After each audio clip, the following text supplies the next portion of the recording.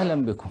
والتاريخ بيقول محمد علي رجل حكم مصر من 1805 ل 1848. هذا الرجل جاء من خارج مصر وامتاز بصفات معينة جعلت منه الرجل الأكثر شهرة ولمعان في النصف الأول من القرن التاسع عشر في مصر ومحيطها الإقليمي بل والعالمي، عندما أرادت القوى الكبرى أن تقوض هذا المشروع النهضوي لذلك الرجل الذي حكم مصر في هذه الفترة. محمد علي رجل لم يأتي مع الاعتذار في اللفظ من جماع بشوات، وإنما رجل عصامي بنى نفسه بنفسه واستطاع أن يحقق، وهو لا يعلم اللغة العربية، استطاع أن يحقق ما لم يحققه الكثير من الحكام الذين سبقوه أو الذين أتوا من بعد. ولذلك يعد محمد علي حاكم استثنائي لمصر، حاكم استحق بجدارة أن يكون هو منشئ مصر الحديثة أو مؤسس مصر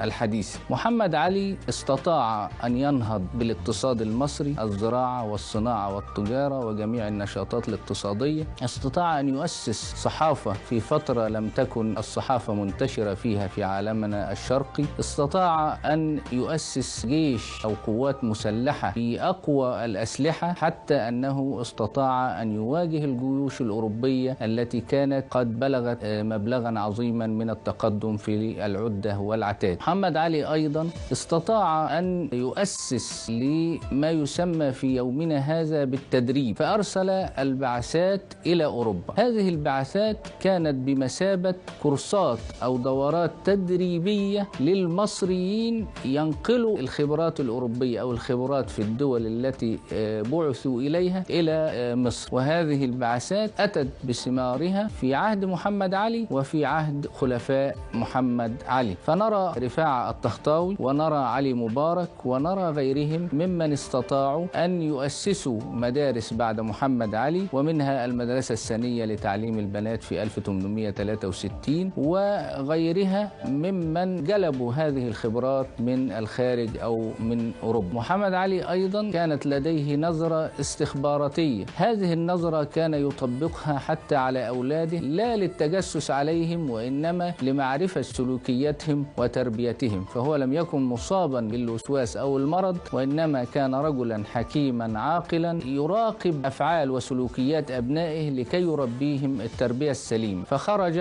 من صلبه إبراهيم باشا الذي أطلق عليه بعض المؤرخين نابليون الشرق، بما أوتي هذا الرجل من قوة في البدن والتفكير والتكتيك والخبرات الحربية والعسكرية، وحقق لوالده نصرا مؤزرا استطاع من خلاله في سنة 1832 أن يزلزل عرش السلطان العثماني، ويرى السلطان العثماني قوائم عرشه وهي تتزلزل من وطأة حملات إبراهيم باشا على الشام. لو قدر لإبراهيم باشا أن يواصل حملاته التي أوقفها محمد علي بنفسه لكان قضى على الدولة العثمانية أو على السلطان العثماني في ذلك الوقت. ومن هنا فمحمد علي حاكم استثنائي لمصر، محمد علي حاكم سابق لعصره، محمد علي مؤسس مصر الحديثة، محمد علي هو لقطة مشرفة في أرشيف أو ألبوم التاريخ المصري الحديث.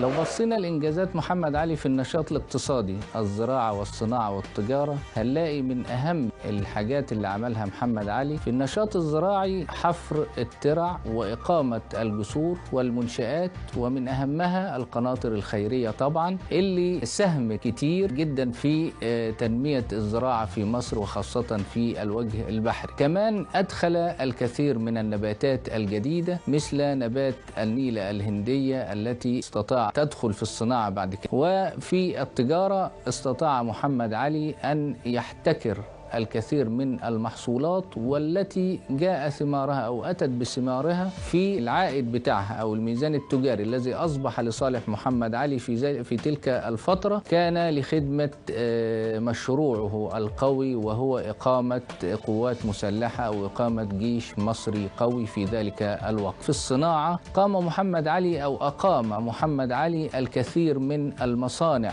التي خدمت مشروعه أيضا السياسي ومشروعه تاريخه الحربي، فكانت هذه المصانع لخدمة القوات المسلحة التي أنشأها، وكانت أيضا الفائض اللي كان بيفيض من تلك المصانع كان بيستخدمه الشعب المصري أو المواطنين العاديين. فمثلا أقام محمد علي في منطقة فوة مصنع للطرابيش ليصنع زيا للجيش المصري على غرار الجيش الذي أنشأه السلطان محمود الثاني في اسطنبول في 1827.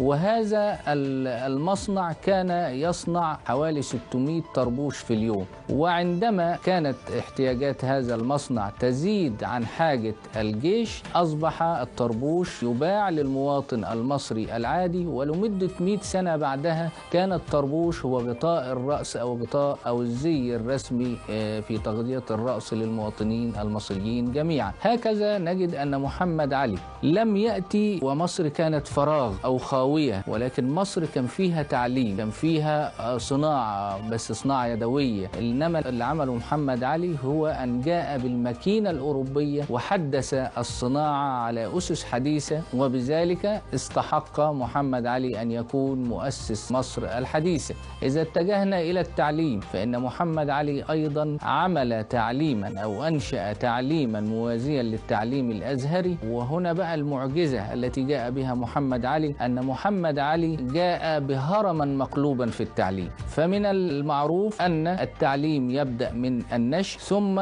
يصل إلى التعليم الجامعي أو التخصصي أو المتخصص، لكن محمد علي بدأ بالتعليم هرما مقلوبا، فبدأ بما يشبه التعليم الجامعي، فأسس مدرسة الألسن التي أصبحت بعد ذلك مع التطور هي مدرسة الترجمة وكلية الألسن، وأسس مدرسة المهندس خان التي أصبحت كليات الهندسة أو كانت نواة لكليات الهندسة في مصرنا المعاصرة، وأسس كليات الطب وغيرها التي أصبحت نواة لكليات الطب الحديثة في وقتنا الحاضر. من هنا تأتي معجزة محمد علي، أن محمد علي رجل استثنائي استطاع في أقل من نصف قرن وضع مصر في المقدمة، استطاع التأثير في محيطه الإقليمي، استطاع التأثير في العالم كله في تلك الفترة. عندها خافت القوى الأوروبية من اشتداد نفوذ محمد علي ووجود رجل قوي في الشرق، وهي تتقاسم كلها الرجل المريض أو رجل أوروبا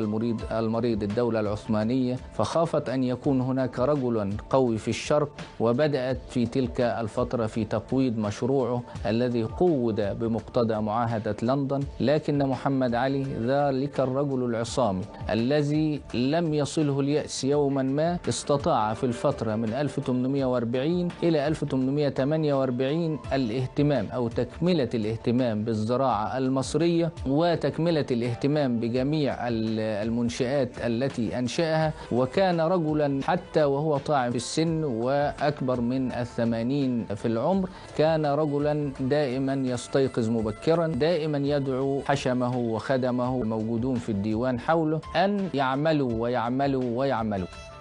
تحية لهذا الرجل الذي نستطيع أن نقول أنه قدوة لنا، قدوة لكل من يريد أن يعمل، قدوة لكل من يريد أن يسير في الدرب الصحيح وفي درب النهضة من الشعوب ومن الحكام. وهكذا هي حكمة التاريخ.